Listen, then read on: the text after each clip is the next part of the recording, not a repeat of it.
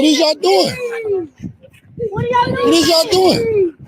Guess. Take a guess what I'm doing. Hey, he like a baby to me. Why you? Guess what I'm doing. I don't know what you doing. I just see you snatch him up off the. So what? So what's going on then? You're stealing stuff. If he breaks into your house to steal something. Nah, man. What is that? A bag of chips? So y'all treat me like a whole cold-blooded fucking killer? Keep walking, dude. You don't even know what you're Keep talking walking. about. I know what I just came up and see. I know the fuck I just came up and see. Okay, what did you see? I see y'all snatching him up a bike like you're a fucking grown-ass man. Ain't he saying it wasn't him? Fuck is y'all doing? Crazy. How old is he? 10 years old? Fuck is y'all talking about, man? That's against the law. Fuck is y'all doing? You cannot put that. What is y'all doing? Take the fucking chips. If you stole some chips, I'll pay for them. I'll pay for them. You don't even know where he lives. Y'all just throwing him in the fucking car. That's what they do. They come here. Fuck is y'all doing? Leave him alone. On camera. That's all we can do. He a kid. Wow. What is y'all doing? Okay, so you got this kid less than 10 years old, allegedly accused of stealing. This is going viral all of a sudden. According to the comments, he was returned to his father. No charges were pressed. They let him go. But you know, this is not a good look for police, man. Not a good look for police. Anyway, so we got a whole lot of issues about race, and I hate talking about race on this damn channel, but the news stories about race keep rolling in, and you know, we've definitely got a lot of election stuff. Anyway, good evening, ladies and gentlemen, feds and degenerates, cuckolds of all ages. You are tuned into Mild's Culture Plate. I am your host, Mild Kevin Miles, and it is August 7th, 2024, Wednesday, just past 6 p.m. And yeah, as we said, we have an interesting show for you today. A lot of racial topics and a lot of election topics and just a little bit of other random news. If you're out there, please come on into the chat and say hello, whether you're on X, YouTube, or my favorite, Rumble. Come on in, say hello in the chat, as our good friend Cool Frog over on his channel.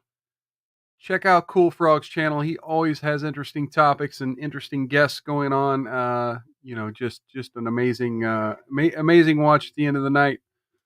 So check out Cool Frog. Cool Frog, welcome, brother.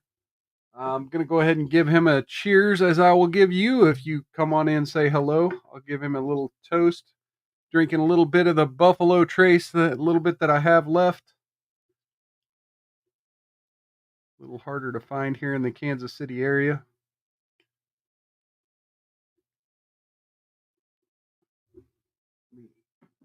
Especially in the eastern Kansas area. Anyway, so yeah, cheers to Cool Frog. Good seeing you out there, brother. Anyway, so yeah, we have a lot of interesting, you know, racial news stories, and let's get right into it. We have a judge that has ruled against a black student's hair discrimination case. A federal judge has dismissed most of the claims in a lawsuit filed by a black Texas student who alleged that school officials had violated his civil rights by insisting that he cut his hair to fit the school's policy. Daryl George's battle with Barbers Hill High School in Mont-Belvieu, a town roughly 40 minutes outside of Houston, began last summer when he faced numerous in-school suspension over his natural locks. School officials said George's locks fell below his eyebrows and earlobes, according to media reports, which violates the district's dress code for male students. George missed most of his regular classes his junior year by spending the day in in-school suspension. He has to sit on a stool for 8 hours in a cubicle, his mother, Darisha George, told the Associated Press at the time. It's very uncomfortable. Every day he'd come home and say his back hurts because he had to sit on the stool. As a result, George and his mother sued the school district, the district superintendent, the principal, assistant principal, as well as Governor Abbott and Attorney General Paxton for violation of the state's Crown Act, creating a respectful and open world for natural hair, which bans race-based hair discrimination. George was initially suspended a day before the law went into effect statewide on September 1st last year. In the Tuesday ruling, Judge Jeffy Brown dismissed the claims against Abbott, Paxton, and the district and school employees. Brown also dismissed the claims that enforcement was primarily being done against black students, as well as the claim that Georgia's First Amendment rights had been violated as a result of the policy. The judge said the school had not shown a persistent, widespread practice of disparate race-based enforcement with this policy. When it came to the free speech claim, he determined there was no precedent to demonstrate that hair length is supported under the First Amendment. However, George's claim of sex discrimination stood. In his ruling, Brown wrote, "What is the rationale for the dress code's distinction between male and female students? Because the district does not provide any reason for sex-based distinction in its dress code, the claim survives this initial stage." Brown acknowledged that the state's case had issues, invoking a similar case from 1970, in which the judge concluded that the present and enforcement of haircut rule causes far more disruption of the classroom than instructional process than the hair it seeks to prohibit. Brown wrote, "Regrettably, so here too." So, look, as you may notice, I'm a male with long hair. I think it's bullshit. Now, having said that, I've worked in environments where I've been required to cut my hair, shave my beard. I know you folks who have not seen me clean shaven or with short hair might be a little harder to imagine me in those situations. But, you know, it's not discrimination to note differences in the presenting of the genders. I don't know if this is discrimination, but I do agree. I do agree that it's more disruptive to have these rules than to abandon them. Or it's more disruptive to have these rules than the hair itself, than looking crazy itself. But here's the thing. It's school. You don't necessarily have all of your rights in a school environment. You should have most of them. But, you know, it's not the same, but it's akin to wearing a "fuck the police" t-shirt, right? You know, wearing a "fuck the police" t-shirt would actually be more disruptive. But it's like those are ways in which your First Amendment are allowed to be trampled on for the greater good of the school. Hair, not so much. I think what they said at the end of this article here about the presence and enforcement of the rule causing more of a disruption to the instructional process than not enforcing it would. I think that's a good test. I really do. Anyway, so as usual, you know, many of the race-based conversations we have here on Mild's Culture Plate, you know, I try to analyze it as, you know, again, how would I feel if this was happening to white folks? And yeah, that to me, whether you call it racist or not, it's unnecessary, and therefore I think it inherently makes it a little racist, at least. But I think you have to have a little more proof. When they said that they didn't, let's see, where was that? The judge said the school had not shown a persistent, widespread practice of disparate race-based enforcement with this policy. So I'm curious because you know there's long-haired dudes in Texas. I'm curious if they enforced this same rule against white students. I mean, I know black hair can be a cultural thing, a lot more so than white folks, but I still think it. I still think it's to be seen. Anyway, folks, so we have this new report from the AP. We have had, what is it now? Over 2 years of seething from leftists about their abortion rights being taken away. Well, you be the judge of that. Abortion numbers have risen slightly since Roe was overturned, a study finds. Again, from the AP's Jeff Mulvihill and Kimberly Cruzy, the number of women getting abortions actually went up in the first 3 months of 2024 compared with before the Supreme Court overturned Roe. A report released Wednesday found, reflecting the links Democrat-controlled states went to expand their access.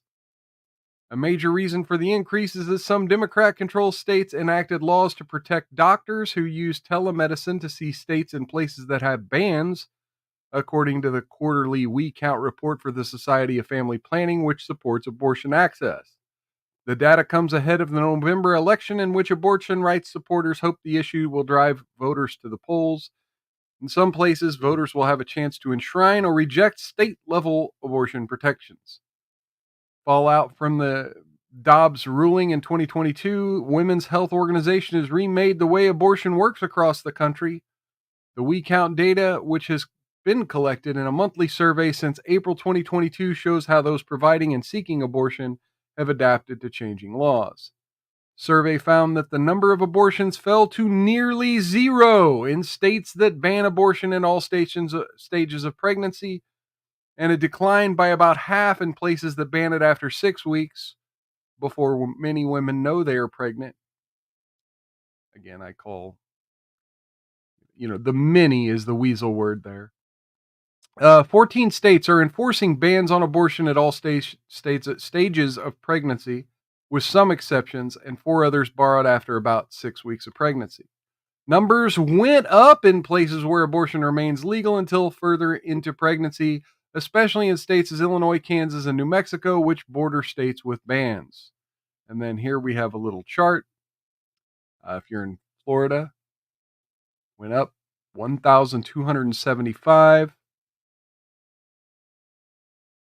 1,240 in New York, Maryland 722, Illinois 2,623, California 2,462, Virginia 1,320, Kansas 1,183, Pennsylvania 783. And then you see these states where it's been banned: South Dakota, Montana, Nebraska, Missouri.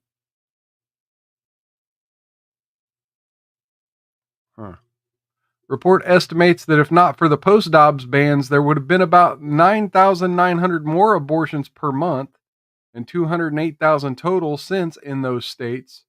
Those numbers were up by more than 2,600 per month in Illinois. Okay, we just read those. Abortion pills and telemedicine play a key role. In March, doctors in states with laws to protect medical providers used telemedicine to prescribe abortion pills to nearly 10,000 patients in states with bans or restrictions on abortion by telehealth, accounting for about 1 in 10 abortions in the U.S.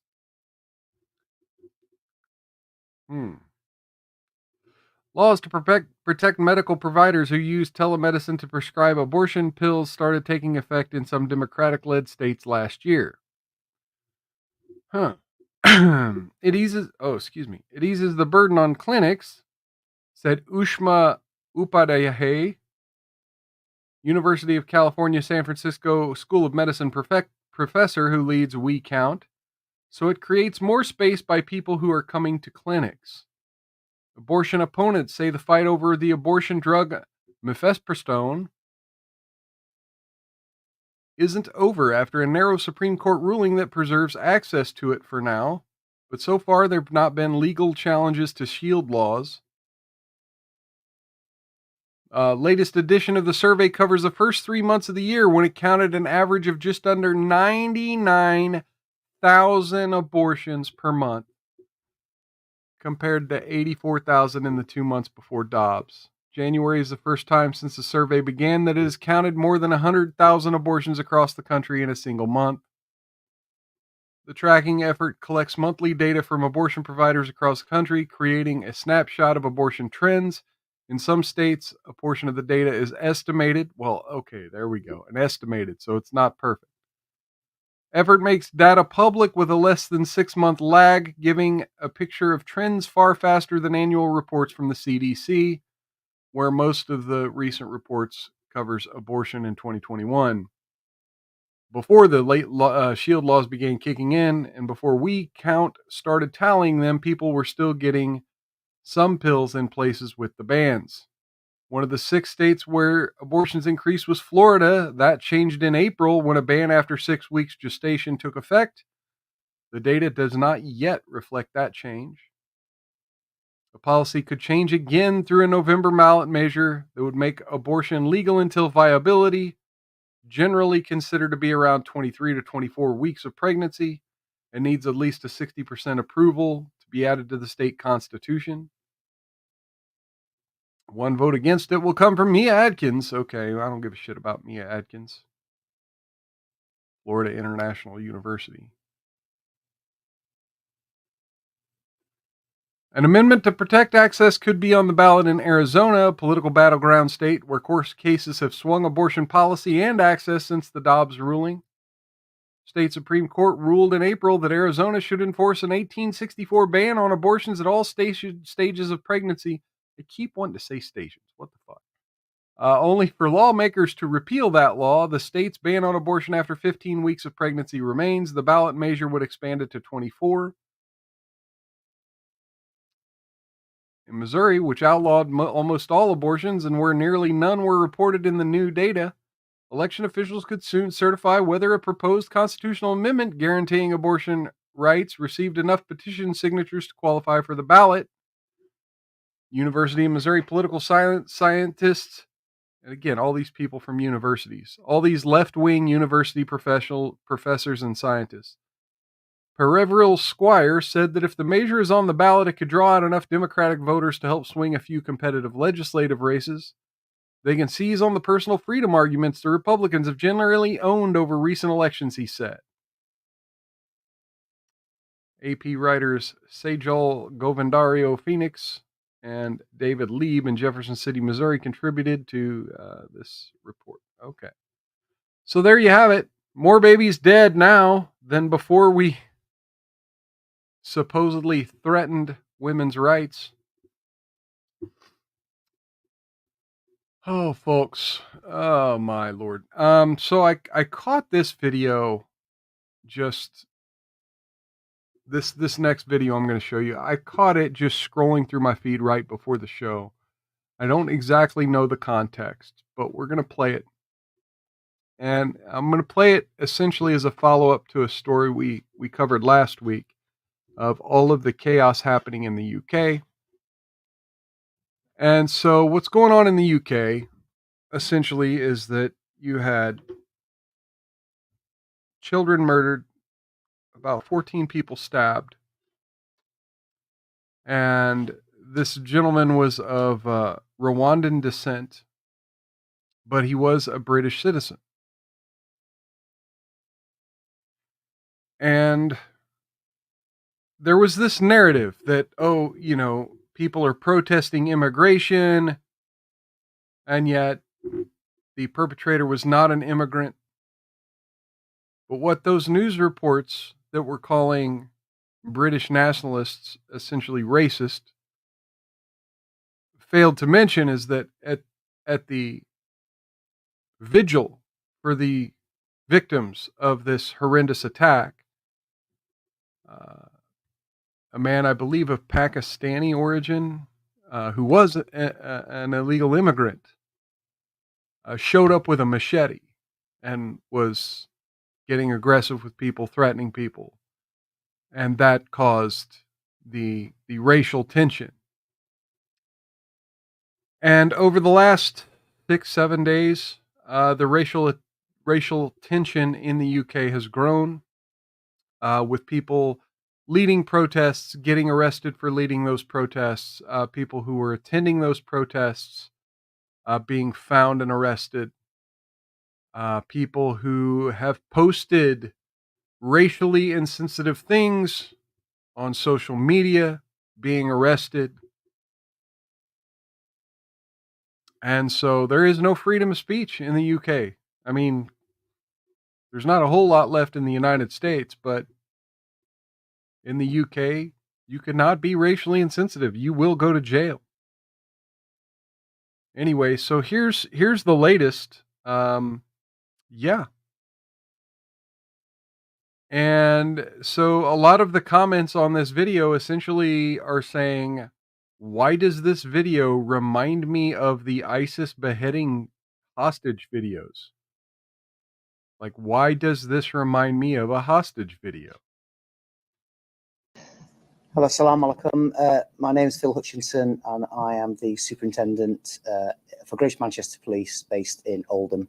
Obviously, echo everything that the leader, Rouge, has said. Firstly, thank you very much for inviting us and arranging the meeting. It's the inaugural meeting. We're having these now bi-monthly, so Superintendent of Police at in Oldham. respect to what Rouge has mentioned about some increased tension, obviously there are a number of issues going on nationally and within Greater Manchester. Really? We're engaging with all communities, and Greater Manchester Police and UK policing will continue to deal with perpetrators and people who are committing crime. Okay, but what are those crimes? Hello, assalamu alaikum. What are those crimes? Oh, you mean not having free speech? Go figure. So I'll show this next news story. We're going to move along. So prayers go out to those of you in the UK. Cheers and prayers to y'all. Hopefully you find a way to protest your government without being locked up. So there's been a lot to do about the Secret Service over the last month or so. And, with good reason. And we're going to touch on, oh no, what did I do with that other story? I don't know what I did with the other story. Anyway, okay, we'll touch on it real quick in this new article. This is old news made new again, because of course we all knew that this was going to be the outcome. We all predicted it. We all predicted this. So, I'm going to go ahead and post the graphic here. I fucking called it. You fucking called it. We all fucking called it. We knew exactly that this was going to happen. And the Secret Service disposed of the White House cocaine. Secret Service said Monday that it disposed of the cocaine found last year at the White House, responding to a report about the alleged infighting of its fate following a partial DNA match. The evidence from the investigation was disposed of in accordance with retention policy, Secret Service spokesman Anthony Guglielmi told the Post in an email. He did not state the specific retention policy, but broadly dismissed as false allegations outlined by a trio of sources to Real Clear Politics, which reported that President Biden's then Secret Service Director, Kimberly Cheadle, wanted to destroy the cocaine but faced opposition. Cheadle was pissed off when her request was rebuffed by subordinates who cited protocols requiring that the evidence be retained for 7 years, the publication reported. Two sources told the outlet that Cheadle or someone speaking at her direction called the agency's forensic division vault supervisor, Matt White, and asked him to dispose of the evidence because leadership, here you go, quote unquote, leadership wanted to close the case. Sources connected to Secret Service told Real Clear Politics that DNA had been recovered from the half-used dime bag, allowing for a partial hit in a national database. After the drug was found on July 2nd of last year, 2 days before a gathering of the Bidens, Secret Service closed its investigation just 11 days later without interviewing any suspects, giving the impression that the agency wasn't interested in learning the facts behind the embarrassing incident. It's unclear when exactly the agency destroyed the small baggie of coke, the loss of which likely set its owner back less than $100, or if there was any attempt to follow up on the alleged DNA partial match. Cheadle's alleged interest in getting rid of the evidence was noble in part because she landed her post after a push by First Lady Jill Biden and her top aide Anthony Bernal, who serves an important liaison between the extended Biden family and officials. White Superior Division Chief Glenn Dennis reportedly consulted with the Uniform Division's acting chief Richard McCauley and decided to oppose destroying the cocaine. The protocol is whether you act on the DNA hit or not, we still have to maintain the evidence for a period of up to 7 years. It became a big to-do. Decision was made to not to get rid of the evidence, and it really pissed off Cheadle, a source told the outlet. Cheadle resigned on July 23rd after the failed assassination on Donald Trump. Guglielmi did not respond to the report's assertion that there was a partial DNA hit, and that McCauley may have been retained against when passed over for promotion following his alleged resistance to destroying the cocaine. Congressional oversight committees need to put Mr. White under oath and confirm the partial hit, one source told RCP. Drug was found downstairs in the West Wing near the Situation Room in a locker. President's adult children, Hunter and Ashley, have both abused cocaine in the past. Okay. Anywho. So there we go. We'll never know if the coke was really tied to the Biden family, because now it's been destroyed and they won't tell us what the partial DNA hit found. So in another news story, we saw the arrest of the young gentleman earlier in the show, at the beginning of the show. And we had a couple of years ago, let's see, when was this? February 2023. There was another video that went viral about a young man, a young African-American man getting aggressive with a teacher. And when I say aggressive with a teacher, the video was bad. The video was very, very bad. And that person has now been sentenced. Florida teen who savagely beat teacher over the Nintendo Switch learns his fate. A former Florida high school student who knocked a female teacher's aide out cold over a Nintendo Switch was sentenced Tuesday to 5 years in prison. Brendan Deppa, now 18, was still a minor when he attacked paraprofessional Joan Nadich in a hallway inside Matanzas High School in February 2023. Security footage captured the 6'6", 270-pound teenager sprinting toward Nadich before knocking her unconscious, stomping on her, and punching her 15 times. He's on the autism spectrum disorder, but was charged with felony aggravated battery charges, and after his prison time, he'll be on 15 years probation, placed in a group home. Circuit Judge Terrence Perkins decided Tuesday. His adoptive mother, Leanne Deppa, blamed his behavior on the school for not properly handling his disabilities. They're punishing that he is black. They are punishing that he is large, and they are punishing his disability, Leanne Deppa said after the sentencing, the Daytona Beach News Journal reports. I think he needs help. I think he needs treatment, but I don't think he needs to be put away in a prison where he's going to be taken advantage of or harmed, she added.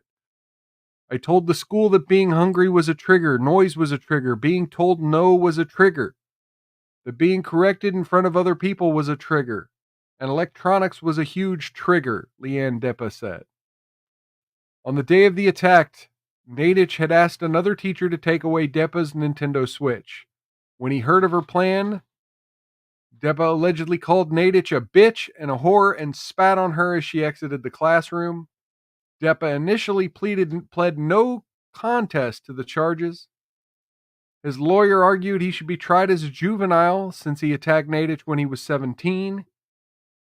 Assistant State Attorney Melissa Clark disagreed, claiming that the teen had a history of violence.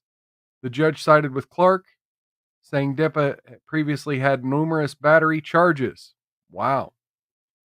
During a May hearing, Nadich stated that she has PTSD and suffers from anxiety because of the attack, according to the New York Post. Depa's action that day has caused me to lose a job I had for almost 19 years, lose my financial security, and lose my health insurance. Life was taken, like everything was taken away from me that morning, she added. At 10 o'clock that morning, everything was taken away. My life will never be what it was before. So there you go. There you go. 5 years in prison, 15 years of probation, and placed in a group home. You know, even if the adopted mother was correct, and he's got these disability issues, autism spectrum. No, I don't love the idea of prison, but if his triggers cause him to react this violently, then you know, maybe prison unfortunately would be the better place, and hopefully he's able to get therapy and help through his time in the group home and while he's on probation. All right, folks. So yeah, of course, I was hunting for this clip, and now, of course, I found it. I was hunting for it when we were talking about the Secret Service. Here you go. Check this out. See this JD Vance right here? Look who's protecting him.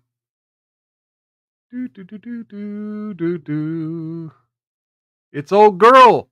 It's old girl. It's old Annie Get Your Gun. Our favorite Secret Service agent from the Trump shooting, who couldn't get to her who couldn't put her gun back in the holster and wasn't tall enough and was cowering behind Donald Trump. It's old girl. Anyway. Okay, so folks, it's time to get into the title of the video, the topic behind the title of the video, and the title of the video is see, was it Just Like George, or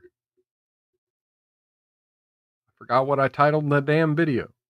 Yeah, Just Like George. And that's because this story has been going viral as well. Former Milwaukee hotel workers charged with murder after video shows them holding down a black man. Prosecutors in Milwaukee have charged 4 hotel workers in connection with Devontae Mitchell's death after scouring video shows them piling on top of the black man during an incident in which Mitchell's family says is disturbingly similar to George Floyd. Let's go ahead and watch the video. Folks, this is going to get crazy here. So, again, this involves this gentleman trying to block the women's room. Anyway, we'll get into it when we read more of the article, but I want you'll see him running back and forth on these security cameras, and then here in the bottom right, you'll see the ways in which the security guards responded. Again, it is pretty similar to the George Floyd situation. Toward the gift shop, and then toward the women's restroom. The security takes him out of the restroom. He gets into a tussle with them.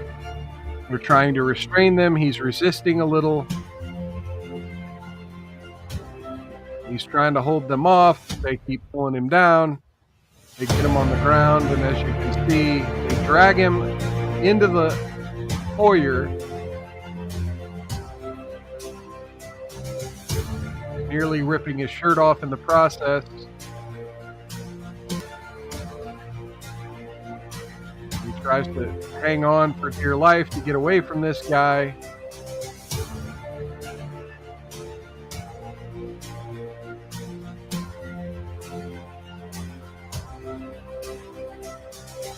And he's kind of ripping at the door there, and then this guy just starts wailing on him.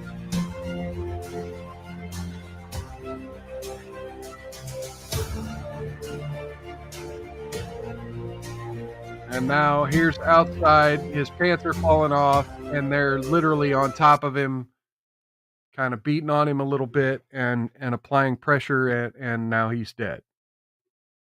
Now he's dead. So we've got, okay, back to the article here. How did the conflict start? The criminal complaint charge charging the hotel workers offered a detailed account of the last moments of Mitchell's life based on Hyatt surveillance footage, witness accounts, and a bystander's video. Surveillance video shows Mitchell running through the hotel's lobby on the afternoon of June 30th. He enters the gift shop and then the women's bathroom. Two women who were in the bathroom later told investigators that Mitchell tried to lock them in the bathroom.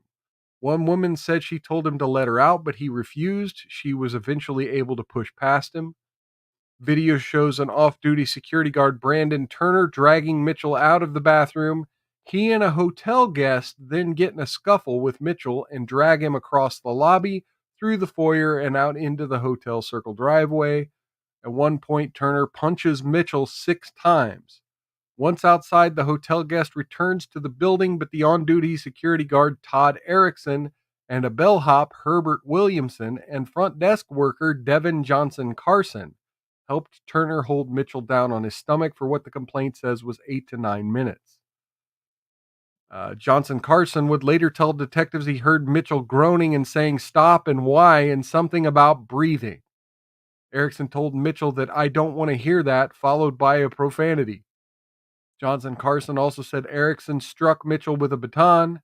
Williamson told investigators he put his knee on the middle of Mitchell's back, adding that Mitchell was strong, wouldn't calm down, and tried to bite Erickson. Mitchell kept asking what he did wrong, Williamson said. A bystander's video of the incident caught Mitchell yelling please and I'm sorry while breathing heavily. Erickson turns to the camera and says, this is what happens when you go in the ladies' room. By the time police and emergency responders arrived, Mitchell stopped moving. Milwaukee County Medical Examiner's Office determined that Mitchell was morbidly obese and suffered from heart disease, according to the complaint, and had cocaine and methamphetamine in his system. After watching video of the incident, Assistant Medical Examiner Lauren Decker determined that Mitchell had suffered restraint asphyxia from the workers holding down his legs, arms, back, and head. In other words, they prevented Mitchell from breathing. Decker said Mitchell might have lived had the workers moved him to his side. The medical examiner's office had classified the manner of death as homicide on Friday. Mitchell's family began drawing comparisons of his death to Floyd, who died in 2020 after a Minneapolis police officer pressed his knee into Floyd's neck for almost 9 minutes. The death of Floyd, who was black, sparked a national reckoning on race relations. Mitchell's family began pressuring Chisholm to file charges against the Hyatt employees. Reverend Al Sharpton delivered the elegy at Mitchell's funeral. The family hired Ben Crump, noted civil rights attorney who represented Floyd's family. Everybody in America after George Floyd should have trained their employees, especially security personnel, not to put knees on people's necks, Crump told reporters in July. Chisholm's office said it was reviewing the case as a homicide, was waiting for full autopsy results. The criminal complaint concludes with a rare explanation of prosecutors' rationale for the charges, saying the employees impaired Mitchell's breathing due to his weight and drug consumption, and they knew it. The actions and words of DM, the distress he was in, show that all 4 defendants were aware that holding DM face first on the ground was practically certain to cause impairment of his physical condition, the complaint said. Oh, folks.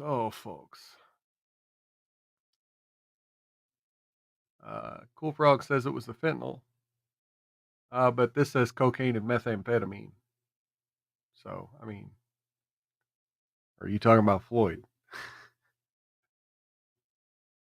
What did hotel employees say? They say they didn't intentionally kill Mitchell. Williamson, the bellhop, told WTMJ on Tuesday after charges were filed that hotel management told him to hold Mitchell down. He didn't tell the station who told him, but never said he said he never committed any acts of violence against Mitchell. If I'm wrong for that, I mean God may treat me in the proper way I should be treated, he said. Erickson's attorney didn't return messages from the AP seeking comment. Erickson told investigators, however, he knows about pressure points in the human body and couldn't ever remember striking Mitchell, even though he was very strong, kept resisting, and tried to bite him. The complaint said Erickson insisted he didn't do anything to intentionally hurt or kill Mitchell.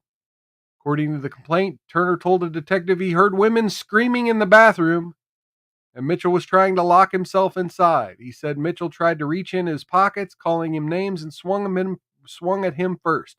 He acknowledged punching Mitchell several times. He said he thought Mitchell was on drugs and at one point moved Mitchell's clothes off his face. What's next? Arrest warrants have been issued for all 4 defendants. As of Wednesday, Erickson was in custody, but there's no records others that have been arrested yet. Once they're in custody, they have to make brief appearances in court. Erickson made his Wednesday morning. Preliminary hearings will follow before a judge decides whether there's enough evidence for them to stand trial. So there you go, folks. There you go. Just like George. Just like George. George Floyd 2.0. So here's a news story that had escaped my attention, partially because Miles Culture Plate wasn't on the air when this started. This upcoming story here. There's a mother by the name of Nicole Solis in South Kingstown, Rhode Island. Apparently 3 years ago, she was sued by her school district's teachers union. And now she's suing them back. And so there's this video that went viral. Let's go ahead and watch this video. My name is Nicole Solis, and I am a mother from Rhode Island who was sued by the teachers union simply because I wanted to know what my kindergartner would be learning in school. And here's how this happened. I asked to see the curriculum, and my school told me I had to submit a public records request. The curriculum wasn't posted online. Again, folks, imagine this, that your children go to this school. Imagine that it's your children involved with these people. Listen to her story. And it wasn't available in a school district. Then I asked them if they were The curriculum was not available. teaching gender theory, and they told me that they don't call children boys and girls, and they embed the values of gender identity into every classroom, including kindergarten, and they didn't want to answer any of my questions further. They told me that they would communicate with me only through public records requests, and that is the only way I could get my questions answered.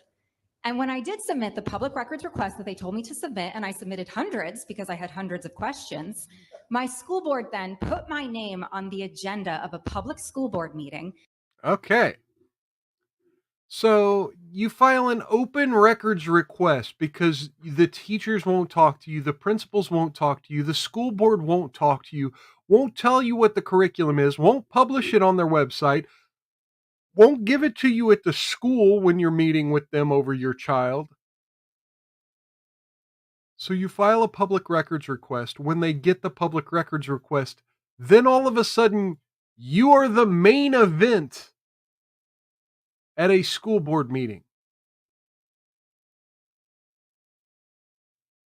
And held a public school board meeting to discuss suing me for submitting the request that they told me to submit. In a 5-hour-long school board meeting, They openly debated my moral character, my political motivations. They said that I was causing chaos, wreaking havoc, harming the district, harming children. One school board member even said she felt unsafe and started to cry because, as you see, I'm really scary standing here right now. Snowflakes are And melting. they really just tarred and feathered me for asking questions. And they had never met me before. And this was the first school board meeting that I had ever been to in my She life. was in attendance during all of this. She was in the room while they were publicly smearing her. They wanted to send a message to other parents that if Hey, we got Still Not Banned here over on Rumble. Cheers and welcome. Good seeing you in the chat. Good having you around. you ask questions, they will come after you. Well, at the end of this meeting, they decided that they wouldn't sue me for asking questions because they never intended on actually suing me. They just wanted to publicly humiliate me in a school board meeting that was a show So trial. the school district And didn't when sue that her. happened, then the teachers union, the largest teachers But union the in the teachers country, the union NEA, did file a lawsuit against me to bully me and harass me with frivolous litigation and to send a message to other parents that if you ask questions about public education, they will come after you.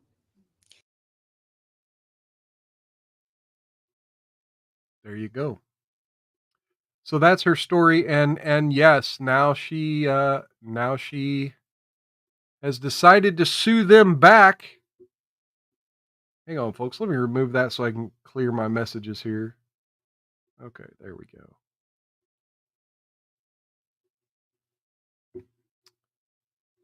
All right. Now she has decided to sue them back. 3 years ago, the teachers union sued to harass me. South Kingstown School District was behind it the whole time. Now I'm suing SKSD, the town, the individuals in a federal Section 1983 claim for conspiracy to deprive me of civil rights. Sue me harder, teachers union.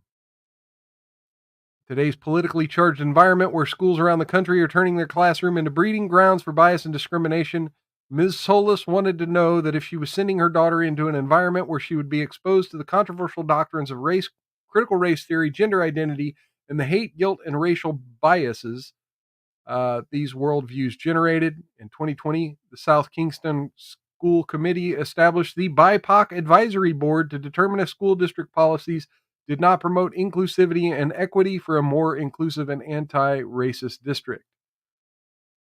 So, oh, look, she's got Ron Coleman and Dillon Law Firm as her attorneys. And she's got a link on her Twitter here asking for donations to help with her lawsuit.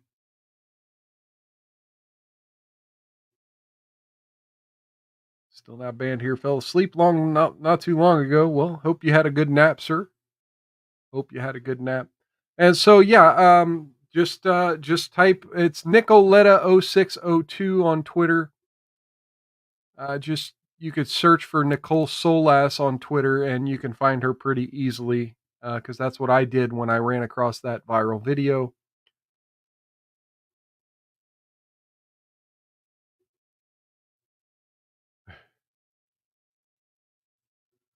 Okay, I've got a friend sending me old memes. All right.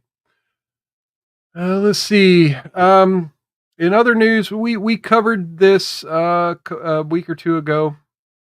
The astronauts stuck on the space station could be returning on SpaceX. NASA says NASA's seriously considering bringing home 2 NASA astronauts on a SpaceX spacecraft after a series of issues with Boeing's Starliner. Starliner docked at the space station in early June with NASA astronauts Suni Williams and Butch Wilmore. The pair have no expected return date yet. Starliner spacecraft may return to Earth without its astronauts, as NASA management's concerning a SpaceX rescue mission. Suni Williams and Butch Wilmore have been in orbit since June on what was supposed to be a week-long test flight. They've asked SpaceX to work on plans to bring home the 2 astronauts who've been in space since early June because of issues with the Boeing Starliner. Williams and Wilmore launched June 5th from Florida on the Starliner spacecraft, beginning the flight with astronauts known as the crew flight test. During approach and docking to the International Space Station, there were problems with helium leaks and propulsion system. 2 months later, astronauts still do not know when or how they'll make it back to Earth as work continues to understand the issues with Starliner. Boeing and NASA teams continue testing on Earth to try to understand problems with the spacecraft. On Wednesday, in a call with reporters, NASA said it's seriously considering bringing the astronauts home on a SpaceX Crew Dragon instead of the Starliner. This is a change in space agency's messaging about Starliner, which previously emphasized that the spacecraft was safe. However, new testing data has made some engineers uncomfortable, NASA leaders have said. In July, NASA asked SpaceX to review how that company could bring home Williams and Wilmore on either the Crew Dragon, currently on board, which brought the Crew 8 astronauts to the ISS, or the Crew 9 spacecraft launching in September. NASA decided to delay the Crew 9 launch from August 18th to September 24th as it reviews the possibility of sending 2 astronauts instead of 4. This would allow 2 seats to remain open for Williams and Wilmore. So there you go. Elon Musk could be a national hero. Still not banned here, says Ron Coleman. Uh-oh. The Cool Frog sounds like the Ron Coleman. What? I mean, look, I hope he wins for that woman. I hope she and her kids can break the cycle of being bullied by school boards. Anyway, so yeah, sounds like Elon Musk may become in yet another way become a national hero by sending SpaceX spaceships to go to the International Space Station and rescue our 2 stranded astronauts. Folks,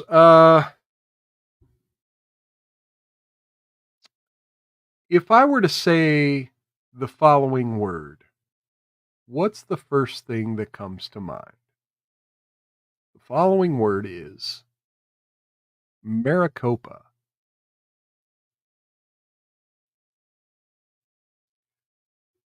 Of course, Maricopa County, Arizona. And some of the election shenanigans that were happening there. And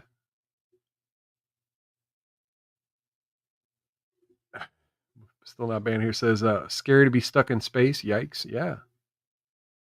Yeah. With literally nobody guaranteeing that you're going to make it home. Just that they're all working on it. We'll work on it.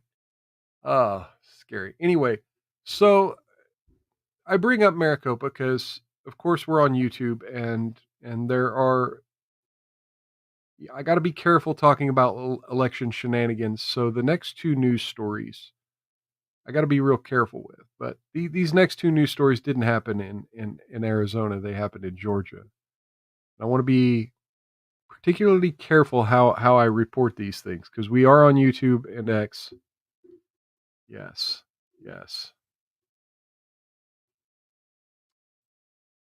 Agreed. Yes, a lot of people have been talking about the election fortification stuff. Now, again, I make no claims. Please understand that as things happen, as court cases happen, our government speaks for itself. I make no claims to the validity of election claims, but I also firmly believe that audits are the right of a people, and that elections should be there should be oversight functions whenever an election happens. Anyway, so we have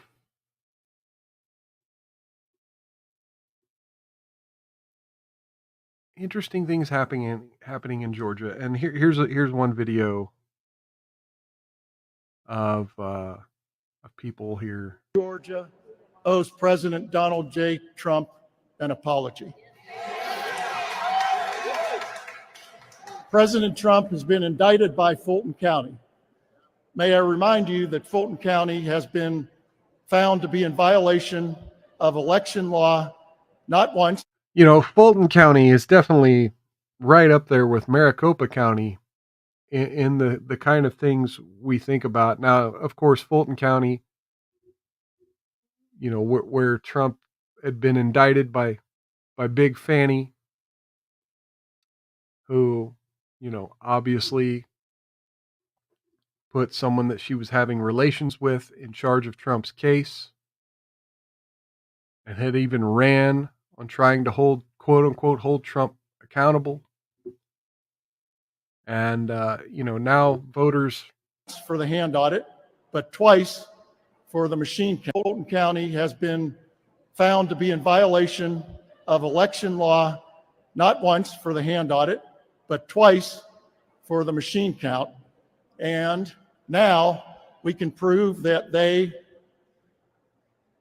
had intentional human intervention, which is the predicate for election fraud.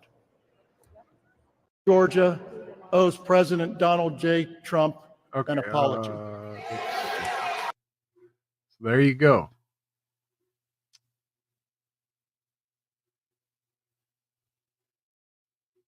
And that is in relation to this reinvestigation of Fulton's 2020 election ordered by Georgia Election Board. Now, again, oh man, I didn't notice that this was behind a paywall. Great. A divided Georgia Election Board voted Wednesday to reinvestigate Fulton County's handling of the 2020 recount, reviving an inquiry into allegations of double counted ballots months before this year's election. The board, led by 3 Republicans, lauded by Donald Trump at a rally last weekend, voted 3-2 to ask for an investigation by Attorney General Chris Carr and report his progress within 30 days. Let me go ahead and bring that back down. Let me go find another link here.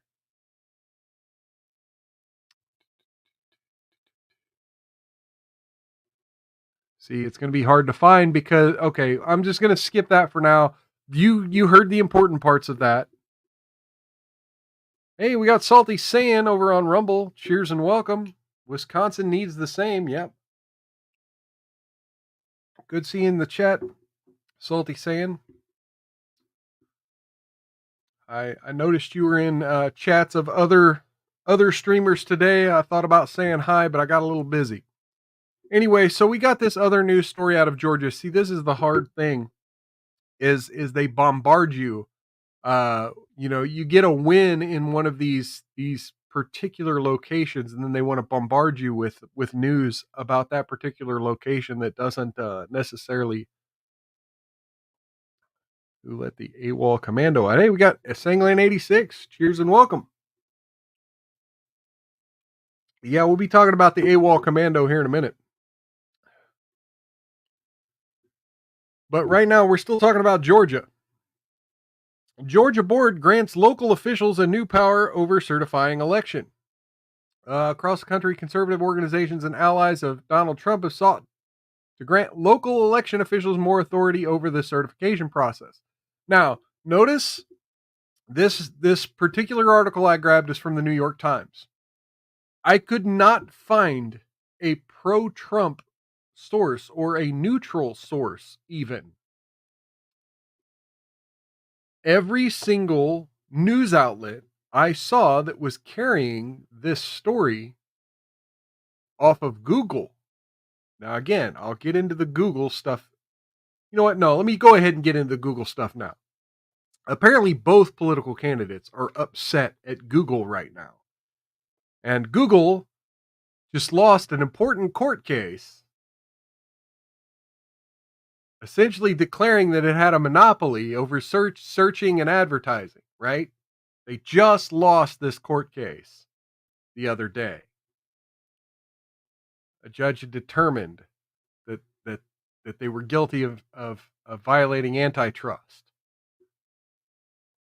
Because you search for these things and what you get politically slanted results.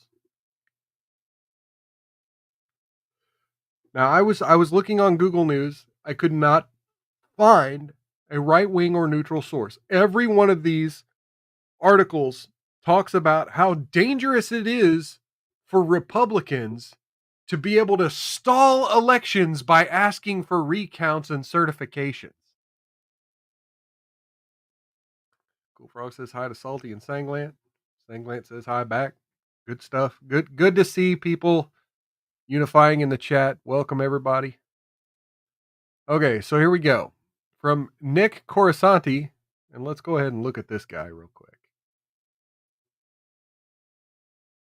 I cover voting, democracy, and other election-related issues, focus on local races.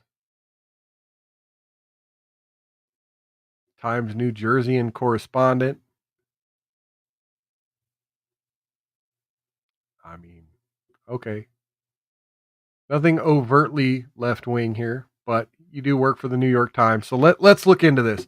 Republican-controlled Georgia State Election Board approved on Tuesday a measure, we covered that in the last article, that could empower local officials to reuse or delay the certification of a county's election results, creating the potential for another disputed and contentious post-election period in November. The new rule states that before certifying results, local officials may conduct a, quote, reasonable inquiry that, quote, the results are a true and accurate accounting of all votes cast in that election.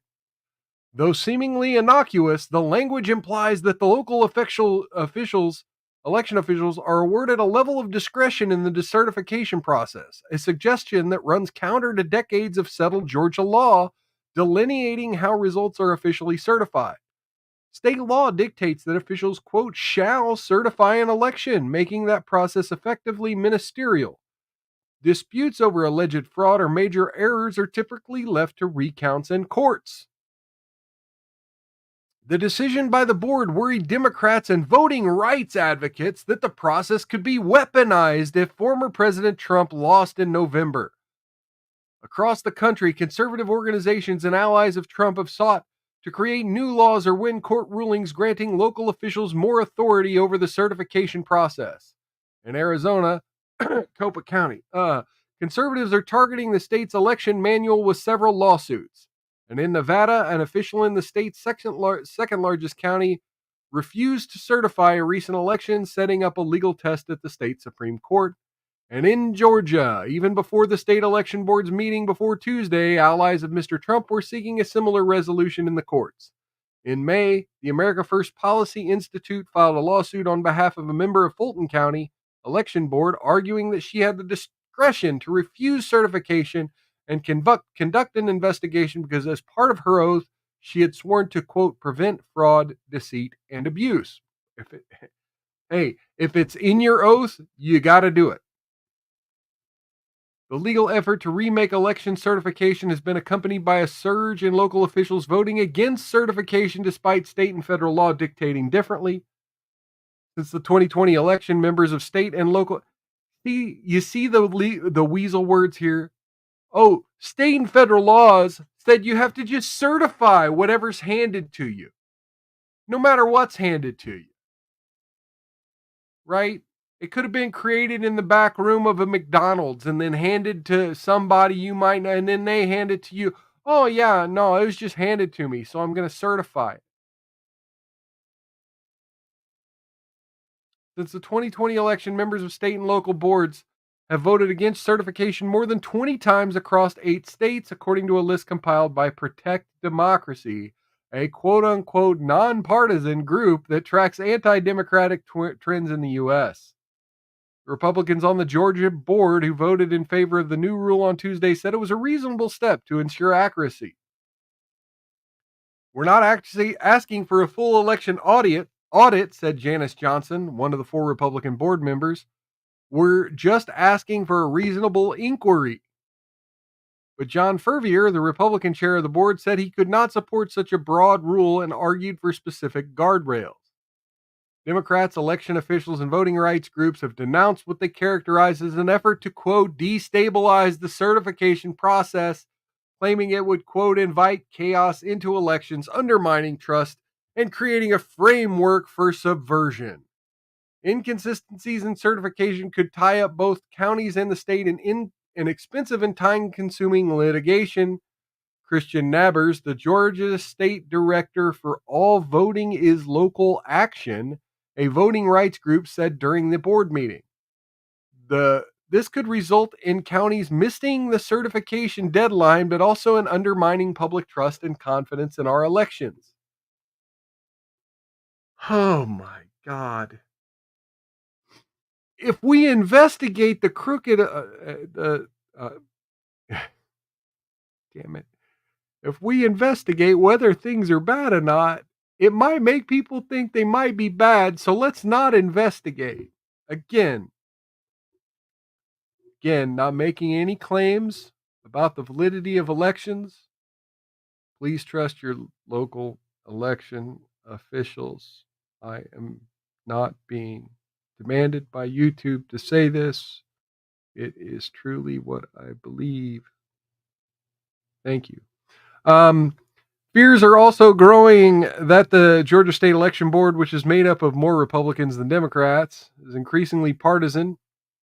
Okay, I think we've exhausted. I think you get the point. Representative Sam Park, a Democrat, said Trump-backed board members want to change our election rules to give power to local elections officials to haunt the counting of votes. Stop the steal! Stop the steal! And slow down or refuse certification if they say there are any irregularities, making certification of election results discretionary. The certification, just discretionary. Oh, I just decide the election went the other way. No, that's not what this is. That's not what this is. Sanglant says full audits are fine to be carried out in public with all documents released publicly. Yes. Just like Georgia, this same election board just ruled needs to happen over the 2020 election.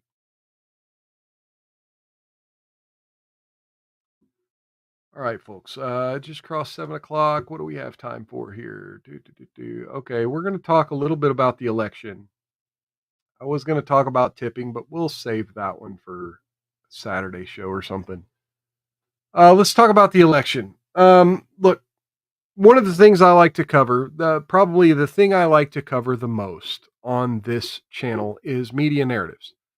And of course, whenever something happens, anything happens at all that makes national news, the media has a narrative. And I didn't really cover the JD Vance's weird, right? There were these videos circulating on Twitter that were just compilations of talking heads across mainstream media talking about how weird JD Vance is, how weird Republicans are. Oh, they're just weird. They're just weird. And again, this was a weasel word thing to try to play up to the idiocracy mentality we were talking about on the previous show. The idiocracy mentality of elections, of you don't want to be unpopular, do you? Vote for the popular candidate, not the weird guy, right? I need a sip of water. I love these glasses, by the way. So yeah, it was all an attempt to use, the popularity fallacy.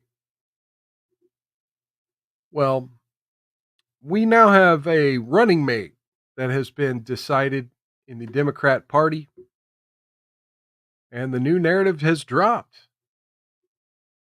Kamala Harris picks Minnesota Governor Tim Walz as running mate. What does Walz bring to this? He's cuddly. Cuddly. Cuddly?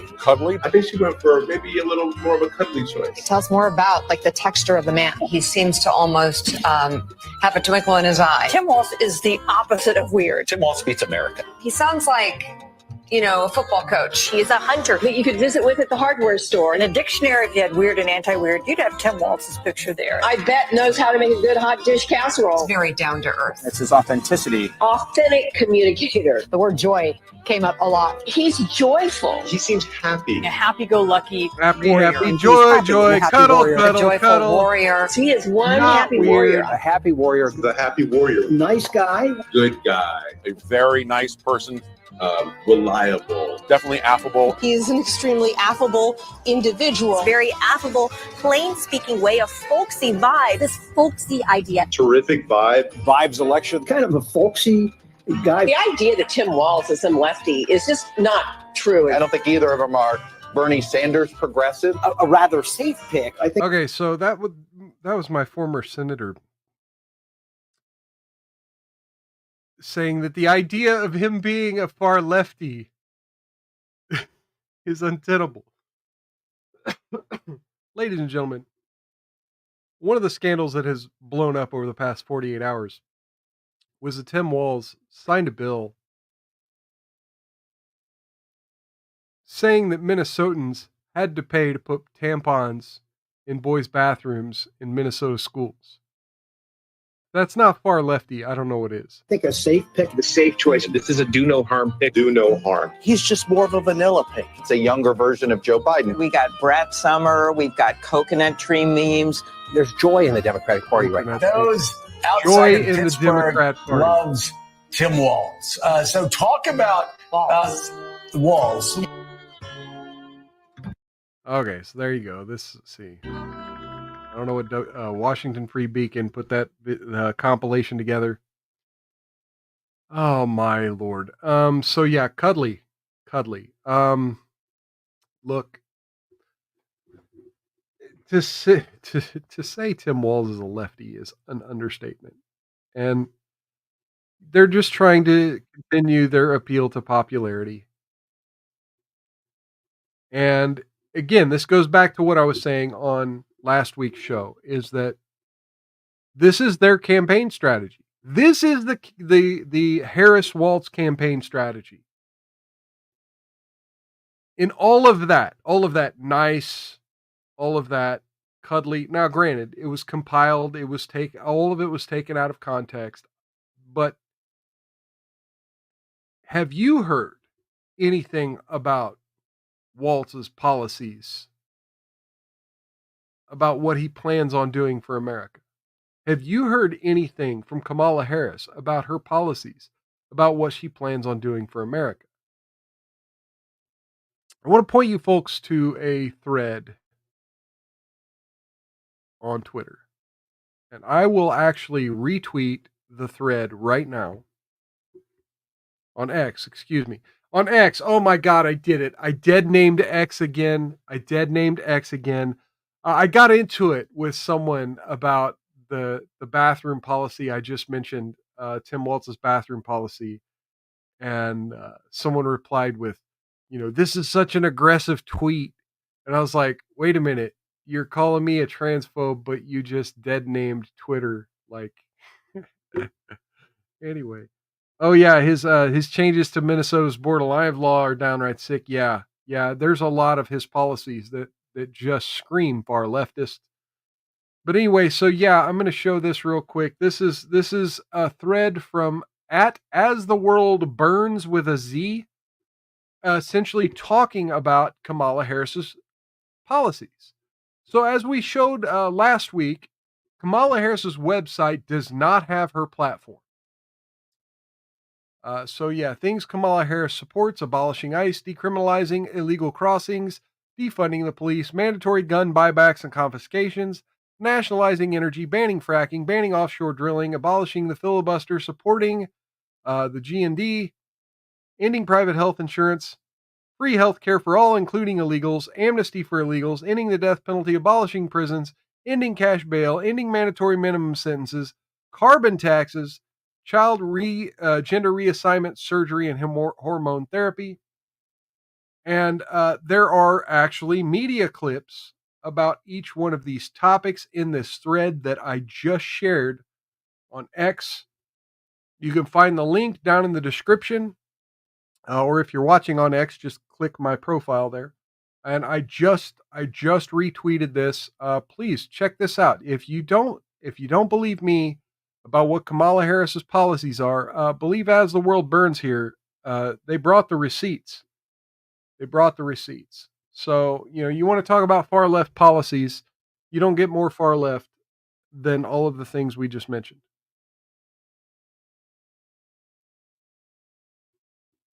Sanguine A6 says, I've tried to stop and talk to dead people before, but damn, too many people are dying. Or too damn many people are dying. Yeah. Yeah. The deaths lately have been crazy. So of course, after Kamala Harris announced her vice presidential candidate, a lot of people came out in celebration, as we just saw. This person's no different. Baby, let's go. High school teachers stand up. Public education stand up. Educators stand up. Young people stand up. Working class people stand up. It's Waltz, baby. Let's go. Tim Waltz in the building. Time to win in November, y'all. Let's go. All hands on deck. No staying at home. Let's go. Okay, so that was Jamal Bowman yesterday getting real hyped for this election, and hours later he lost his primary. Representative Jamal Bowman lost his primary, lost his seat in Congress. No more Jamal Bowman. Jamal Bowman, kind of one of the tertiary members of the squad,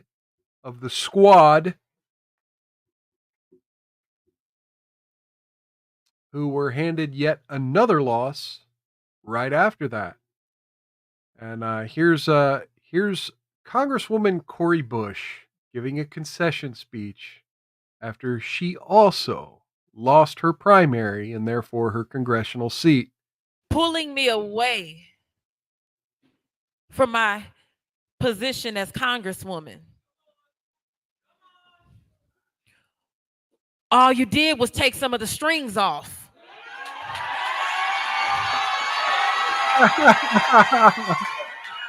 The definition of quote.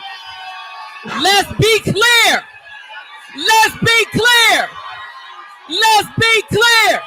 Let's be clear. Let's be clear. Repeat it Let's about 5 more clear. times. Okay, there you go. 2, Let's be 3. clear. Let's talk about what it really is. Oh, okay. Yeah, let's talk about what it is. Because see, now I don't have to worry about some strings that I have attached, and as much as I love my job. But all they did was radicalize me, and so now they need to be afraid. Wait, what was that word you just used? Was that the N-word? Who's afraid? What ninjas are afraid? See, now they about to see this other Corey, this other side, because let me say this. Or you'll just wither away I just grew up a whole lot more over the last few weeks. Just grew up a whole different way. And so what they are about to get. Ooh, who's about to get what? They think. You just lost. Like you're taking So an L. the thing is this. The thing is this. I don't think that anything, there is nothing that happens in my life that happens in vain. So if this happened, it's because it was meant to happen. And let me say, it's because of the work that I need to do. And let me say this. I have to disavow what Singlet said in the chat. AIPAC, I'm coming to tear your kingdom down. Okay, well, okay, yeah, AIPAC. All right. You kind of got me on board, but I mean, this is just... Is she insinuating that AIPAC funded her opposition there? I mean, I don't doubt it. But, I mean, still, you lost. I mean, you're not... especially if you're not in Congress, you can't do a whole lot about AIPAC. Anyway, folks, so once again, I want to remind everybody, you're watching Miles Culture Plate. I am your host, Miles Kevin Miles, and I could really use your help with a big thumbs up. Click that thumbs up button. Really appreciate it when you click that thumbs up button. As I've mentioned a few times, down in the description are links to my social media accounts. If you're interested in future shows, please follow me there. I try to announce every time I'm going live or anytime I need to reschedule a show or cancel a show. I try to let everyone know there as soon as possible. So please follow me on social media. If you're new here, please watch a second video. Please share this off platform and please follow me. Click that follow button.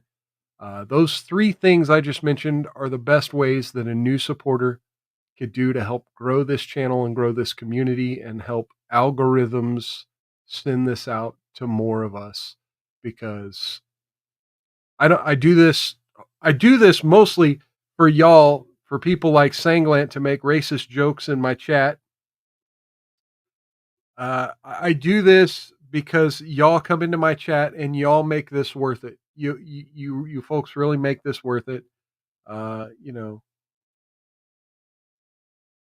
you know, having an audience, having people to talk to really has improved my mental state. I've had a couple of crazy days. So cheers to everyone out there who's having a rough week. But if you're new here, please help grow my channel. And we'll get some more people in here chatting. We'll get good conversations going like we've had the last few weeks. Big appreciations to everyone in the chat for all you do. And yeah, please click that thumbs up button. Oh, folks. Well, so we should be going live as usual. Same bat time, same bat channel this Saturday, 6 p.m. Central. Every Wednesday, every Saturday, 6 p.m. Central. Usually an hour to an hour and a half show. So please make time. Join us in the chat and get the whiskey ready because we always like to give toasts here. Yeah, dude, did you see that viral video of the bats eating the watermelon? Oh my God. Hang on. That was cool as fuck.